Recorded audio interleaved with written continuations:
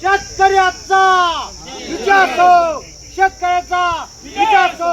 शेतकऱ्यांनी धान्य देत गेलं तर तुम्ही पोट भरू शकत नाही.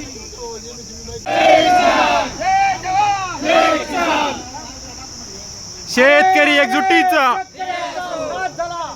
अरे अरे शेतकऱ्यांना नाश केला. महावितरण मुर्दाबाद मुर्दाबाद, महावितरण मुर्दाबाद.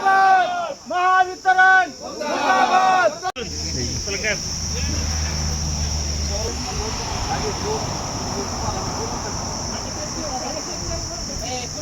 सगळे आल्या पाहिजे असं कर नाही तर अर्धे काय बसून घरचे जास्त फोटो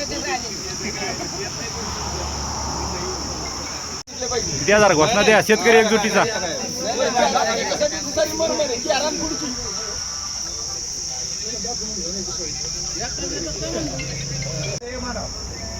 अरे क्या लोग तुम्ही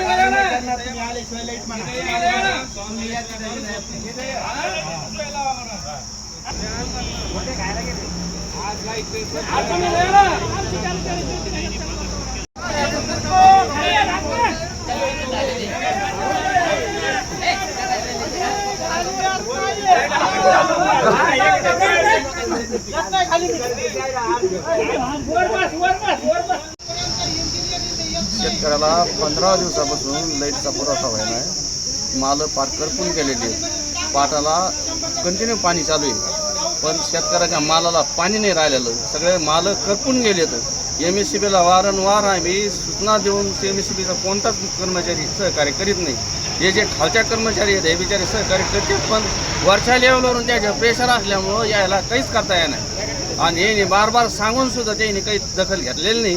त्यामुळं एक शेतकरी आमचा डायरेक्ट टावरवर चढलेला आहे आणि बाकी शेतकरी सगळे आता हे 211ला हव्या आणण्याच्या तयारीत येतं. इथं जवळजवळ 500-600 शेतकरी आलेले आहेत. हे जवळजवळ 10 खेड्याचे शेतकरी आहेत. सगळे शेतकरी संतृप्त झालेले आहेत. याचा जर काही जर समजा विद्रेक झाला याला सर्वस्वी जबाबदार MSCB राहील.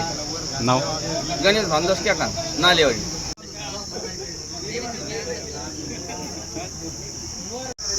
आज सर्व नालेवाडी वडीगोद्री पंचकृषीतले शेतकरी इथं जमा झालेले आहेत. महावितरण मार्फत जो पुरवठा आहे तो 8 ते 10 दिवसापासून खंडित झालेला आहे. दिवसाकाठी 1 तास 2 तासापेक्षा जास्त लाईट येत नाही. त्यामुळे सर्व शेतकरी संतप्त होऊन इथे आंदोलन करत आहेत. आमचा एक तरुण शेतकरी टावरवर चढून आत्मदहन करण्याचा, आत्महत्या करण्याचा प्रयत्न करत आहे. तरी देखील आतापर्यंत प्रशासनातील महावितरणचा कोणताही अधिकारी या शेतकऱ्याकडे, हे जे आले सर्व शेतकरी, तर या शेतकऱ्याकडे कोणी अजून आलेला नाही.